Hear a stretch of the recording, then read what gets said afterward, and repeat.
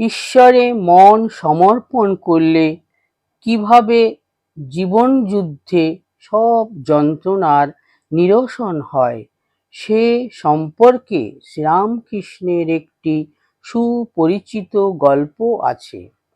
একটি পাখি জাহাজের মাস্তুলে অন্যমনস্ক হয়ে বসেছিল। জাহাজ গঙ্গার ভিতর ছিল, ক্রমে মহাসমুদ্রে এসে পড়ল। তখন পাখির চটকা ভাঙল। সে দেখলে চতুর্দিকে কূল কিনারা নাই। তখন ডাঙায় ফিরে যাবার জন্য উত্তর দিকে উড়ে গেল। অনেক দূর গিয়ে শান্ত হয়ে গেল, তবু কূল কিনারা দেখতে পেলে না। তখন কি করে? ফিরে এসে মাস্তুলে আবার বসল।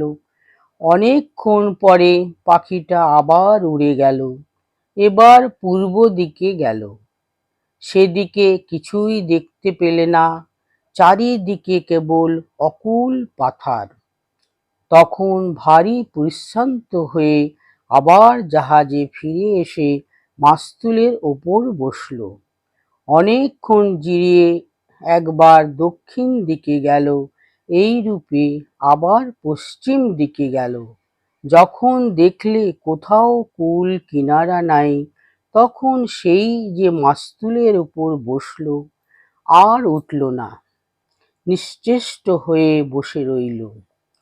তখন মনে আর কোনো ব্যস্ত ভাব বা অশান্তি রইল না।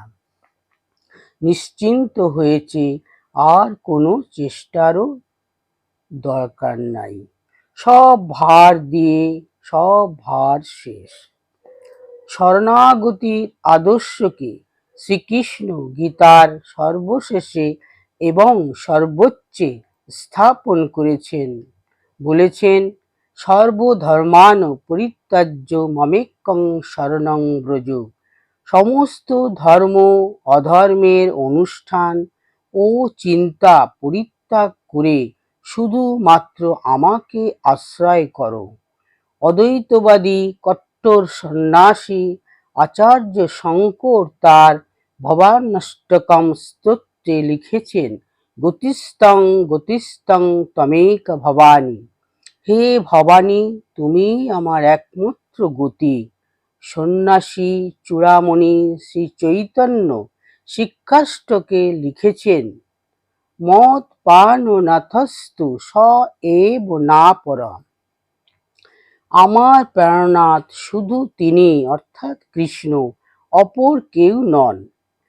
কিন্তু নিজ নিজ বিশ্বাস ও আচরণে কৃষ্ণ, শঙ্কর ও চৈতন্য তাদের আদর্শের মূর্ত রূপ হলেও সংসারের সমস্ত কর্ম ও চিন্তার মধ্যে যুক্ত থেকে সংসারীর কাছে তারা ওই আদর্শকে তুলে ধরেননি।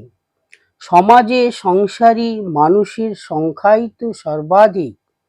সন্ন্যাসী আর কজন?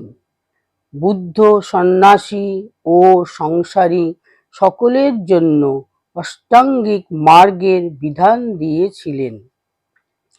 কিন্তু সেই বিধানে যেন সন্ন্যাসের ভাবের ওপরই অধিক গুরুত্ব ছিল। সন্ন্যাসী ও গৃহস্থ সকলেই অষ্টাঙ্গিক মার্গ অনুশীলন করলেও সেখানে সন্ন্যাসী ও গৃহস্থের মধ্যে একটি দুর্লঙ্ঘ ব্যবধান ছিল। শ্রীরামকৃষ্ণের অষ্টাঙ্গিক মার্গ সেই ব্যবধানকে মুছে দিয়েছে।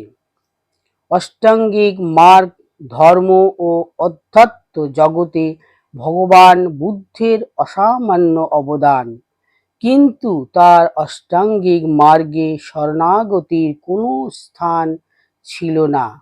কারণ বুদ্ধ শরণাগতির আদর্শে বিশ্বাসী ছিলেন না। তিনি বিশ্বাস করতেন পুরুষকারে, আত্মশক্তির বিকাশে। তার জীবনে সর্বশেষ বাণীও ছিল তাই, আত্মদীপ ভব। বুদ্ধ না চাইলেও বুদ্ধের অনুগামী বৃন্দ কিন্তু শরণ নিয়েছিলেন বুদ্ধের চরণে। বুদ্ধং শরণং গচ্ছামি। এই মন্ত্রধ্বনি উচ্চারণ করে আজ পৃথিবীর জনসংখ্যার 1/3 বুদ্ধের চরণে শরণাগত।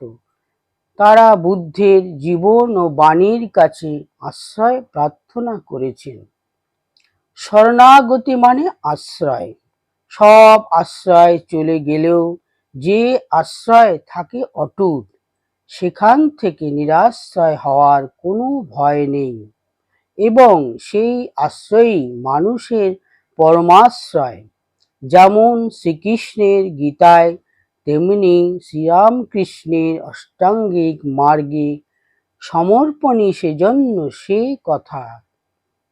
7টি নক্ষত্রের জলের উপমা দিয়ে ভক্তদের কাছে শ্রীরামকৃষ্ণ বললেন, আমি বলি উপায় থাকবে না কেন, তার শরণাগত হও আর ব্যাকুল হয়ে প্রার্থনা করো, যাতে অনুকূল হাওয়া বয়, যাতে শুভ যোগ ঘটে।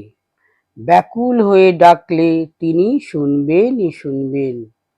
ক্যাপ্টেন বিশ্বনাথ উপাধ্যায় শুনে চমকিত হয়ে বললেন, ক্যা দৃষ্টান্ত!